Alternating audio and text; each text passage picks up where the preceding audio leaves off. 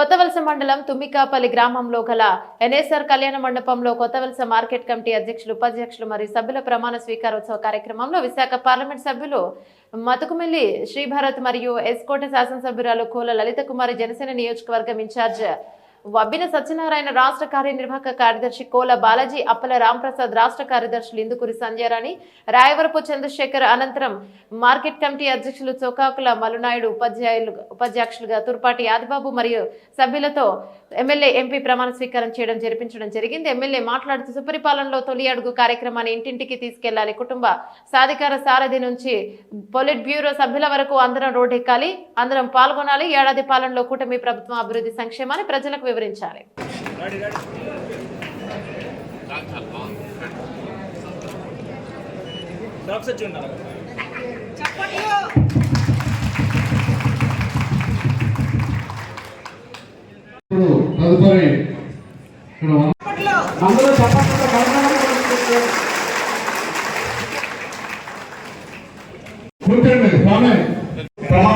కార్యక్రమాన్ని ప్రారంభిస్తున్నామండి. ముందుగా అందరూ కూడా లేచి నిలబడండి. అధ్యక్షులు అందరికీ నమస్కారం. సభాయన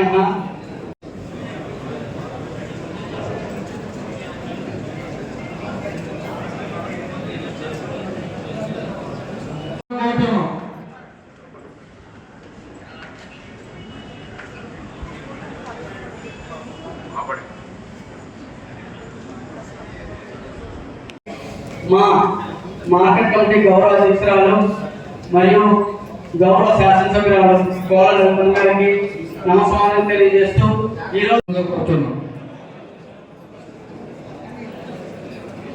ఈ కార్యక్రమానికి వ్యవసాయ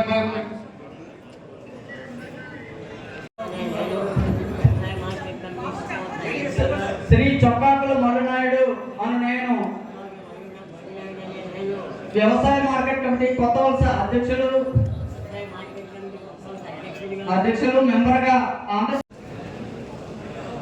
ఈ కార్యక్రమంలో ముందు మన కొత్తవలస వ్యవసాయ కమిటీ రెడ్డి గారిని మాట్లాడవలసిందిగా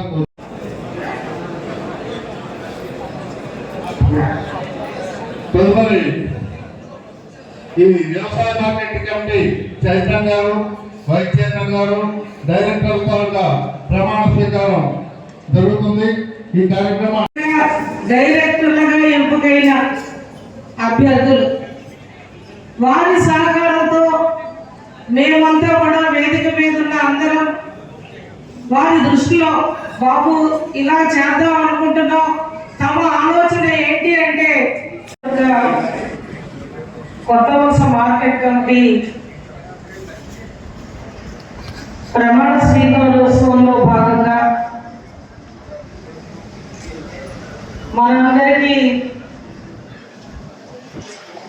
స్వర్గీయ అన్న ఎన్టీ రామారావు గారి తర్వాత మన ప్రాంతానికి ఆవిర్భావం నాటి నుండి మనం ఎన్నడూ ఉంటూ విశాఖ పార్లమెంట్ పరిధిలో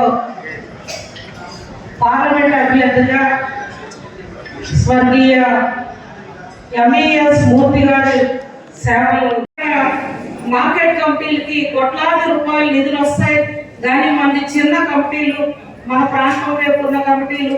మరి ఇప్పుడే మన ఏడీ గారు కూడా చెప్పారు, జిల్లాలో పెద్దవి 2 ఉన్నాయి, విజయనగరం, బొబ్బిలి, ఆ తర్వాత గజపతినగరం, ఆ తర్వాత మనది నెల్లిమల్ల ఉంటుందని కూడా వారి నివేదికలో చెప్పడం జరిగింది.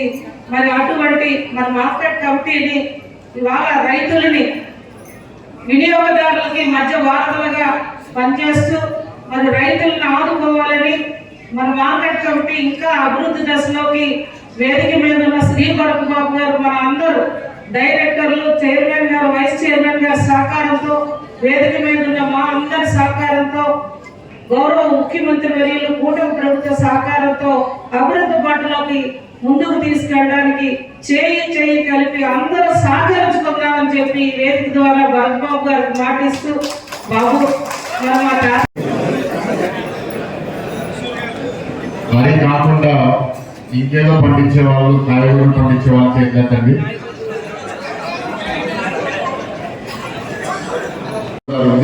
కొత్త వలస చాలా ప్రైమ్ ఏరియాగా తయారైంది. ఇక్కడ కూడా ఒక రైతు బజార్ వస్తే చాలా బాగుంటుందని చెప్పారు. ల్యాండ్ కూడా ఎమ్మెల్యే గారి ఆలోచనలో ఒక ల్యాండ్ ఉంది. సో ఆ ల్యాండ్ మంచి సైజు 2-3 ఎకరాలు ఉంటుంది. అక్కడ పెడితే రైతు బజార్ కూడా అందరికీ చాలా సౌకర్యంగా ఉంటుంది. సో అది కూడా తప్పకుండా ఈ మీటింగ్ తర్వాత డిస్కస్ చేస్తాము. సో చాలా చాలా అవసరం అండి. ఎందుకంటే ఇప్పుడు మనకి మన పిల్లలు వాళ్ళ భవిష్యత్తు ప్రత్యేకంగా కాయగూరల్లో ఎక్కువ వాడుతున్నారు, ఫ్రూట్స్లో ఎక్కువ వాడుతున్నారు.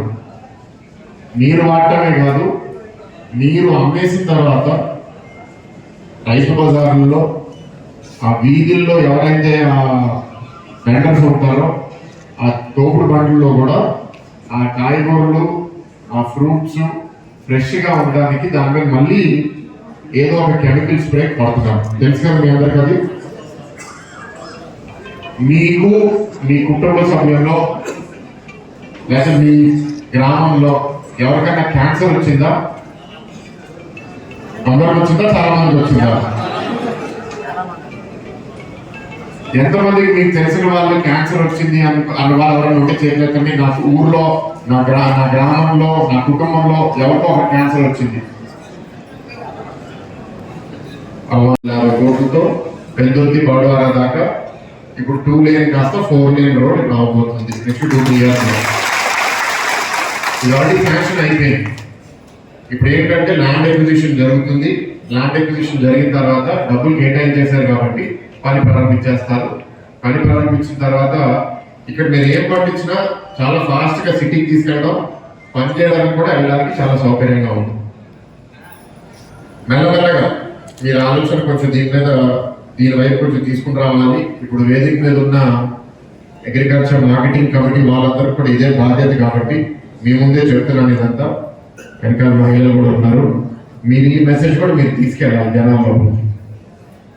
మరొకటే కాదు, అన్ని రకాలుగా మీరు పండించవచ్చు.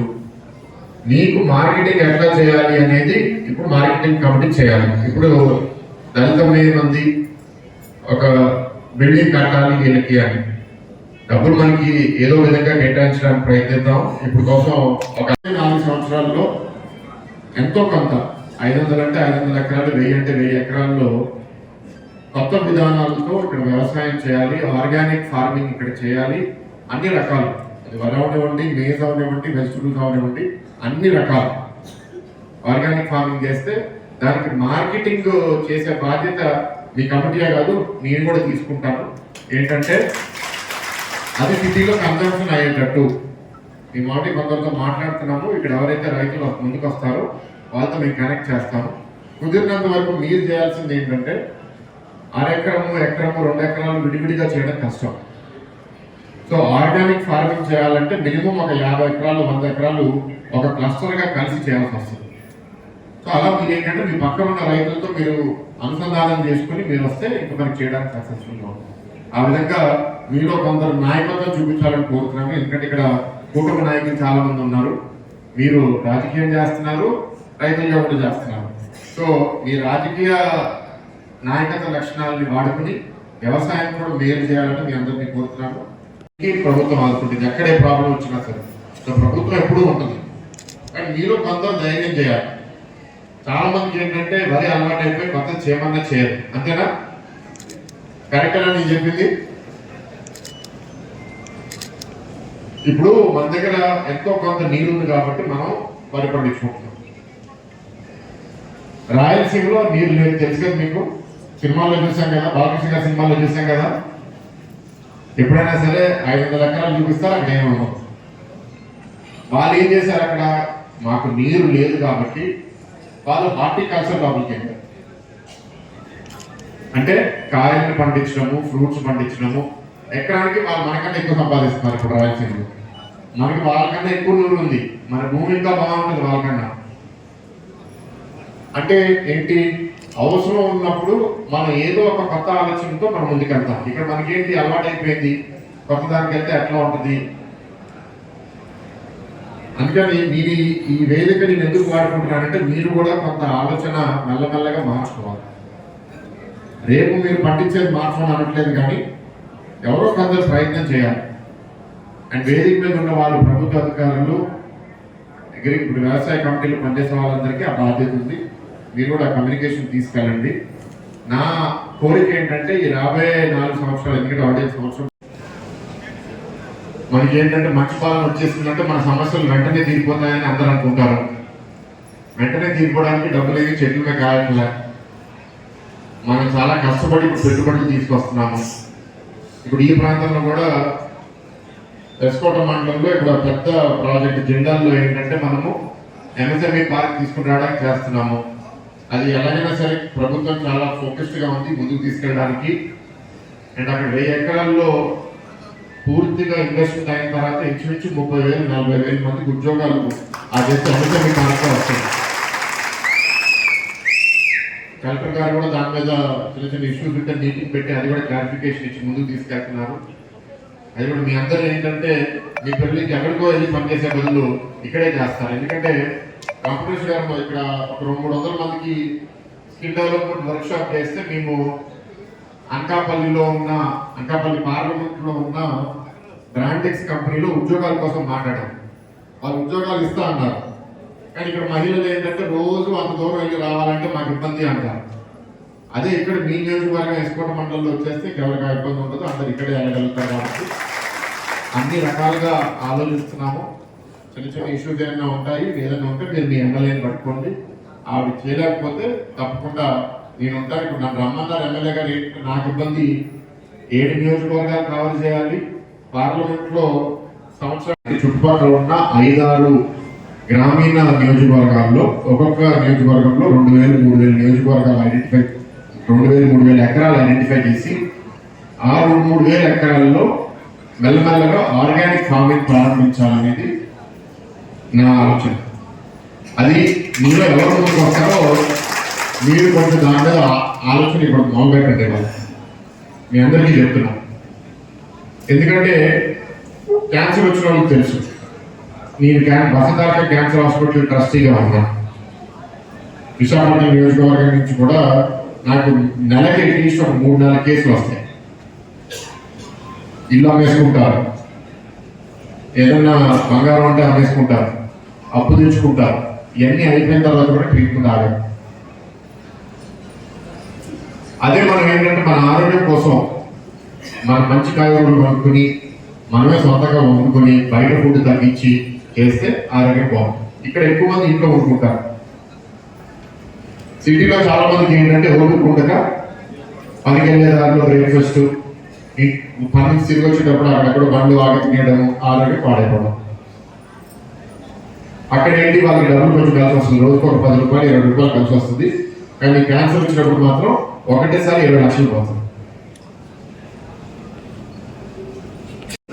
ఈ కూటమి ప్రభుత్వం వచ్చిన తర్వాత సంక్షేమ పథకాలు ఏం అమలు చేశాము, ఎట్లా అమలు చేశామని మళ్ళీ ఎమ్మెల్యే లలిత్ కుమార్ గారు చెప్పారు. నేను వ్యవసాయం గురించి కొంచెం మాట్లాడదాం అనుకుంటున్నాను. ఇక్కడ అందరూ ఇప్పుడు వర్షాధారమే కదా చేసేది. ఇంకో 3 సంవత్సరాల్లో పోలవరం పూర్తవుతుంది. లెఫ్ట్ కెనాల్ ద్వారా ఆ వాటర్, ఆ నీరంతా మనకు చేయాలి. అది మన వ్యవసాయం కోసం, పారిశ్రామిక అవసరం కోసం, తాగునీరు కోసం, అన్నిటి కోసం మనం వాడుకోవచ్చు. ఇప్పుడు మిమ్మల్ని కోరేది ఏంటంటే, ఇప్పుడు కొత్త వలస విశాఖపట్నం నగరానికి అతి దగ్గరగా ఉన్న ఒక ప్రాంతం ఎస్కోట నియోజకవర్గం. నా పార్లమెంట్లో ఒక భాగమైన నియోజకవర్గం. గ్రామీణ ప్రాంతం పూర్తిగా ఉన్నది ఒక నియోజకవర్గంలో. ఇప్పుడు విశాఖపట్నంలో ఏం తినాలన్నా సరే ఇట్లా చుట్టుపక్కల గ్రామీణ ప్రాంతాల్లో పండించేదే నేను తింటున్నాం. సో ఏమో ప్రపంచవ్యాప్తంగా ఏం జరుగుతుంది, మీ అందరికీ భవిష్యత్తులో మీరు ఎట్లా ఆలోచించాలి అనేది ఒక చిన్న డిస్కషన్ ఇవ్వాలి మీతో. మీరు ఎంతమంది ఆర్గానిక్ ఫార్మింగ్ అనే ఫ్రేజ్ విన్నారు? ఆర్గానిక్ ఫార్మింగ్ అని ఎవరికైనా తెలుసా? మీకు తెలుసు, ఒక 4-5 ఉన్నారు. ఇప్పుడు మీరు మీ పంట బాగుండాలని పెస్టిసైడ్స్ వాడతారు కదా. పెస్టిసైడ్స్ ఎవరు వాడతారంటే ఇక్కడ అగ్రికల్చర్ కమిటీ అందరూ వాడతారా? అందరూ పురుగుల మంది అంటే పెస్టిసైడ్ తెలుగు పురుగుల మంది.